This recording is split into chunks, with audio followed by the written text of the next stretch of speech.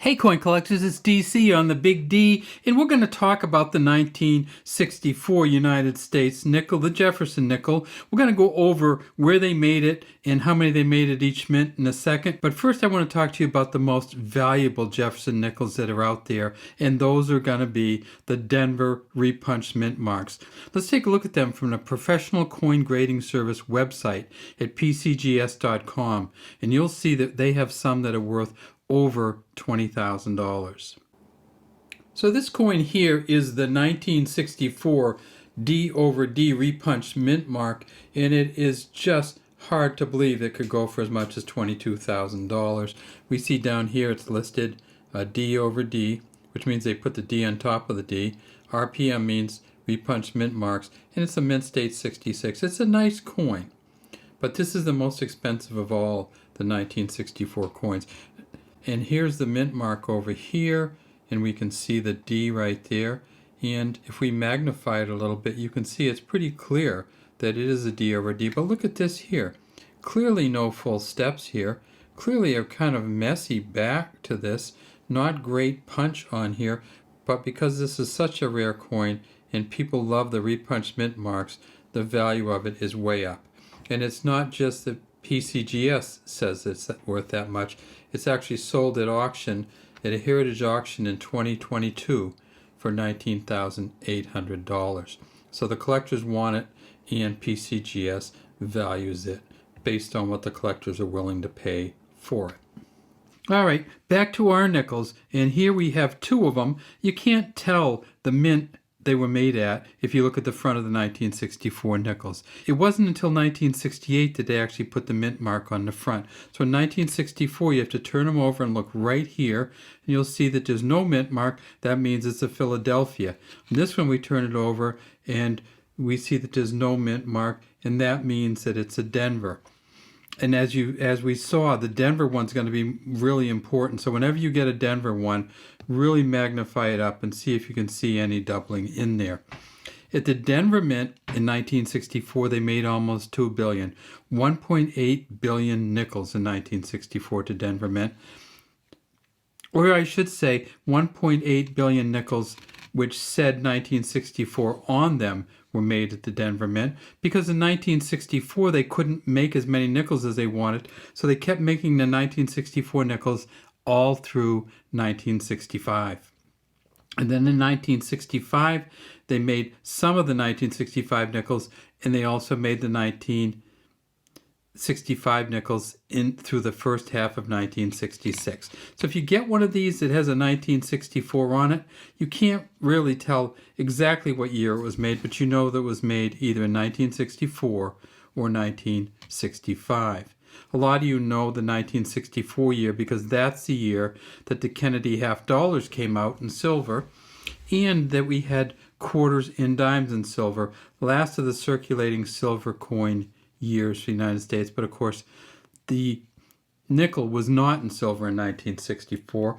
It had been in silver for a couple of years during the World War II from 42 to 45, but after that it's always been, but before that and after that it's always been made out of 75% copper, 25% nickel. It has a smooth edge on it. It has Jefferson on the front, "In God We Trust" in front of him, Liberty behind him.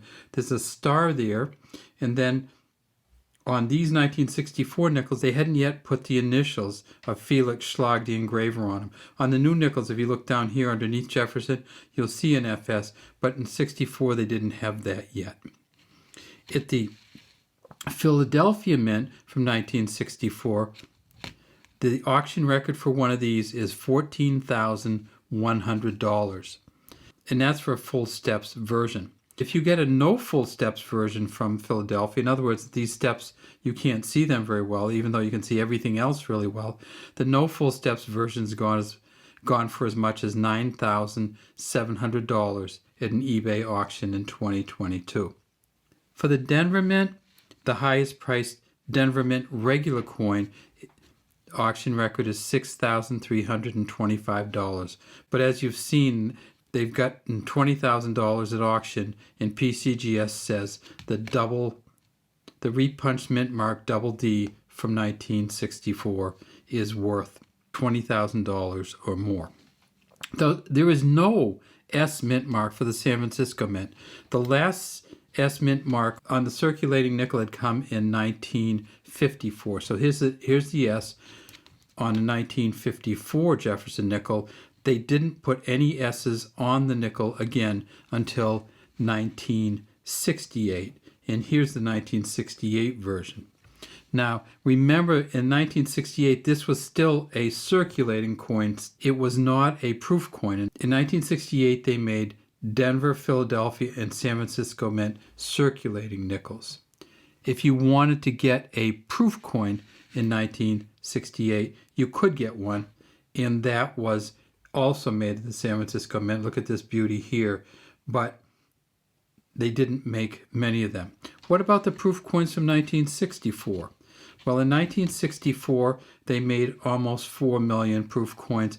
They were all made at the Philadelphia Mint. So in 1964, proof will not have anything on the back of it because it was made at Philadelphia. The auction record for a proof coin is $2,750 on eBay in 2023.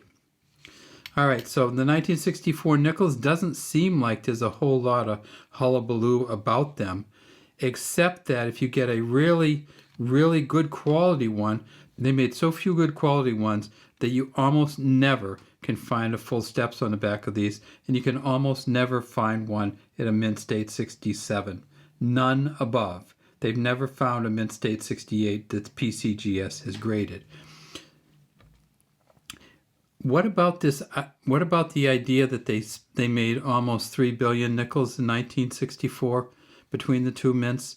Well, if you add up all the years from 1945 to 1963 combined with the nickels, it's not much more than the 2.8 billion they made in 1964. So they really, really, really pushed them out there in 64 and 65 with the 1964 date on them. All right, that's all we have today from Big D Coins.